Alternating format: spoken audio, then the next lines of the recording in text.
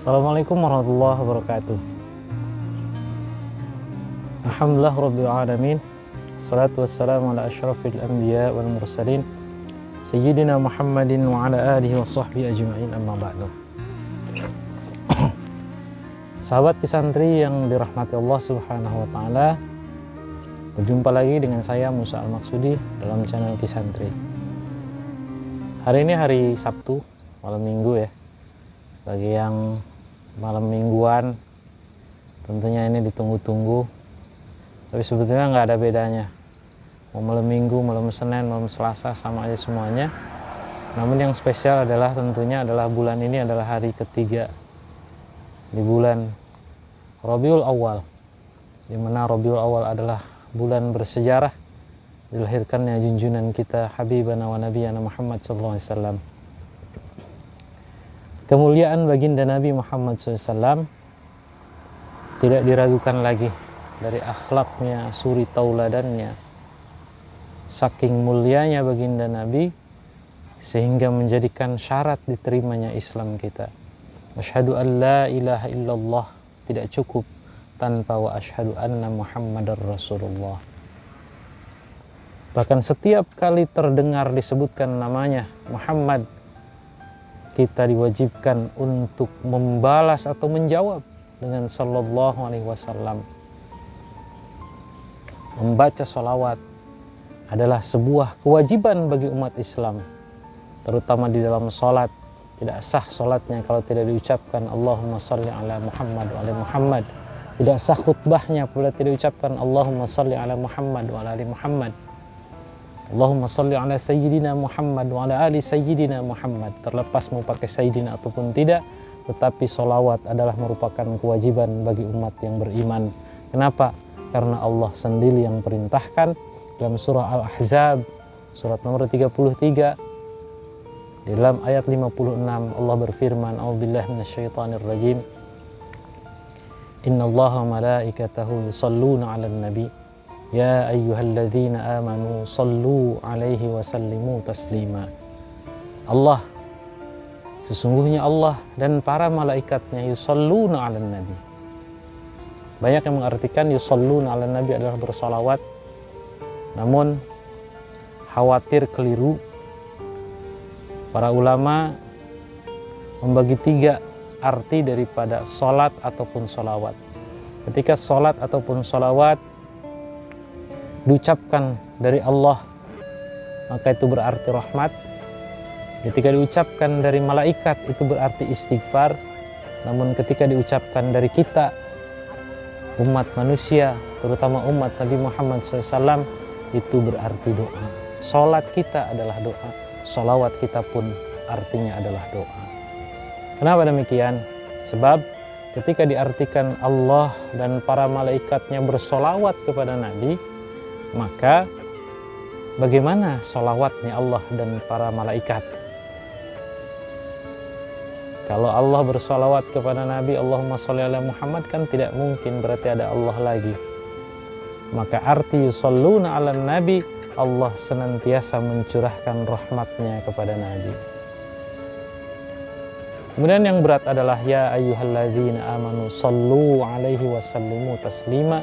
Hai orang yang beriman, bersolawatlah kalian semuanya alaihi kepada Nabi, wasallimu dan berikanlah keselamatan oleh kalian semuanya, taslima dan keselamatan yang sempurna. Maka para sahabat bertanya, kenapa? Karena mereka meyakini bahwa kami ini tidak mampu memberikan rahmat, sementara kita diperintahkan untuk memberikan rahmat kepada Nabi. Bertanya kepada Nabi, kaifa nusalli alaika ya Rasulullah, bagaimana kami memberikan rahmat kepada engkau ya Rasulullah? Apa jawab Nabi? Qul, katakanlah, Allahumma salli ala Muhammad wa ala ali Muhammad. Allahumma salli ala Sayyidina Muhammad wa ala ali Sayyidina Muhammad. Saking pentingnya Rasulullah SAW. Lantas kenapa bersalawat itu sangat penting, terutama bagi kita umat manusia, umat baginda Nabi Muhammad SAW, sehingga diwajibkan langsung oleh Allah sang kekasihnya. Alasan yang pertama adalah Yang pertama, kalau kita kaitkan, kita hubungkan dengan proses terciptanya alam semesta. Para ilmuwan telah meneliti bagaimana alam semesta ini diciptakan. Berbagai teori dikemukakan. Dari teori bahwa bumi ini tidak ada penciptanya, kemudian bumi ini datar, alam semesta ini tidak ada awalnya. Berbagai teori, sampai puncaknya ditemukanlah sebuah teleskop raksasa yang meneliti tentang penciptaan alam semesta yang ditemukan oleh Edwin Hubble, sehingga menemukanlah penciptaan alam semesta melalui teori Big Bang. Teori Big Bang adalah bahwa alam semesta, langit dan bumi tadinya adalah sesuatu padu dari suatu material yang sangat kecil, yang penuh dengan material tak terhingga, yang kemudian diledakkan. 6 kali ledakan sampai membentuk alam semesta yang saat ini kita tinggali. Dan itu senada dengan Al-Quran, di mana Allah firmankan dalam surah Al-Anbiya, surat nomor ke-21 ayat 30. A'udzubillahi minasyaitonirrajim. Awalam yaral ladzina kafaru anna as-samawati wal arda kanata ratqan fafataqnahuma wa ja'alna minal ma'i kulla syai'in hayyin afala ta'qilun.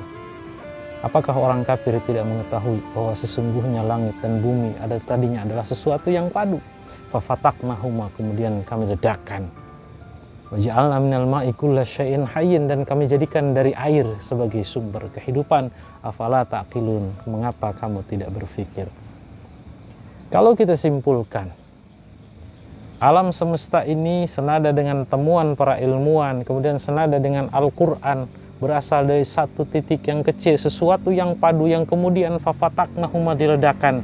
Lantas pertanyaannya adalah, apa titik yang kecil yang penuh dengan material tak terhingga yang kemudian diledakkan itu? Kemudian Allah berfirman di dalam hadis qudsi, laulaka lamma khalaqtul aflaq. Andai kata aku tidak menciptakan engkau, andai kata aku tidak menciptakan engkau Muhammad, lamma khalaqtul aflaq, maka alam semesta ini tidak akan pernah ada.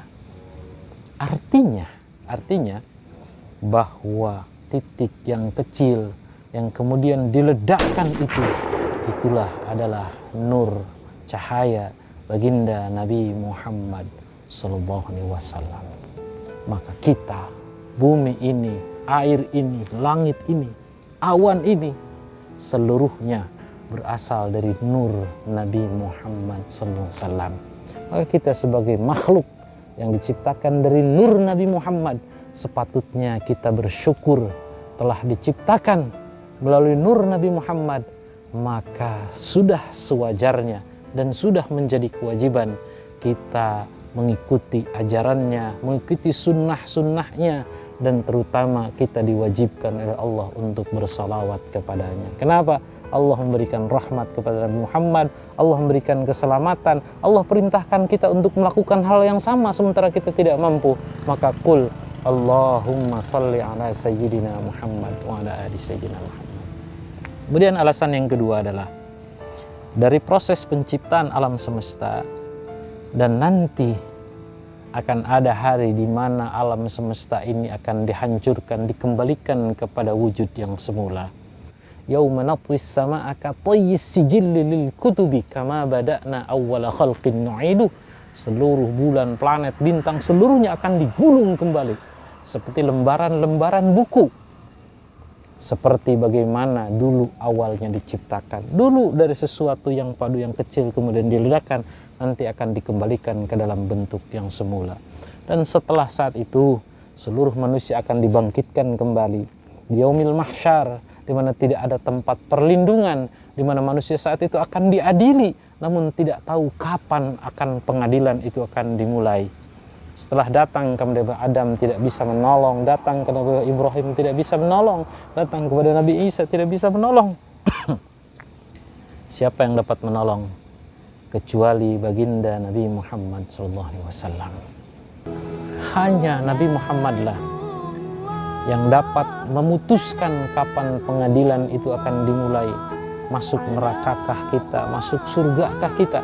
Bahkan sampai Nabi Muhammad menunggu di pintu surga, jangan sampai ada umatnya yang mengucapkan kalimat la ilaha illallah Muhammadur Rasulullah, sekecil apapun amal perbuatan baiknya, akan ditunggu Nabi Muhammad sampai seluruh umatnya masuk ke dalam surga. Pertanyaannya, apakah kita salah satu orang yang ditunggu oleh baginda Nabi atau bukan?